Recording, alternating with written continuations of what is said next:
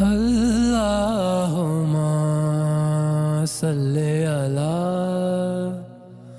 حضرت عبداللہ بن عبداللہ نے ابن عباس رضی اللہ تعالی عنہما کے واسطے سے خبر دی کہ وہ اور حرب بن قیس بن حسن فزاری موسیٰ علیہ السلام کے ساتھی کے بارے میں بحث و تکرار کرنے لگے۔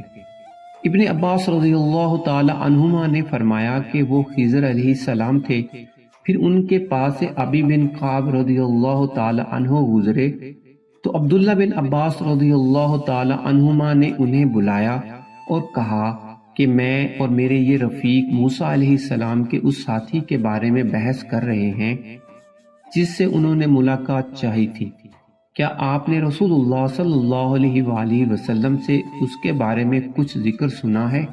انہوں نے کہا ہاں، میں نے رسول اللہ صلی اللہ علیہ وآلہ وسلم کو یہ فرماتے ہوئے سنا ہے کہ ایک دن موسیٰ علیہ السلام بنی اسرائیل کی ایک جماعت میں بیٹھے ہوئے تھے کہ اتنے میں ایک شخص آیا اور اس نے آپ علیہ السلام سے پوچھا، کیا آپ جانتے ہیں کہ دنیا میں کوئی آپ سے بھی بڑھ کر عالم موجود ہے؟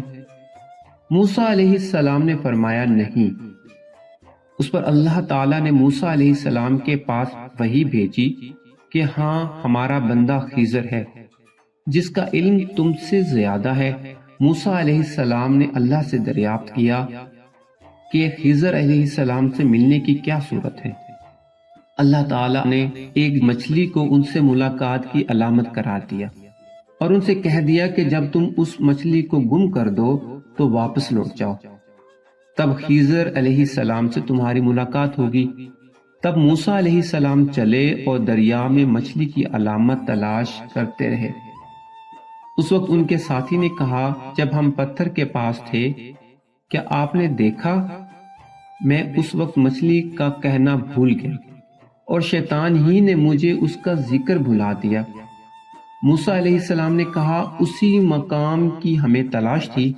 تب وہ اپنے نشانات قدم پر پچھلے پاؤں باتیں کرتے ہوئے لوٹے، وہاں انہوں نے خضر علیہ السلام کو پایا۔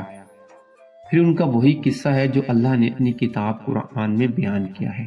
صحیح بخاری حدیث نمبر 74۔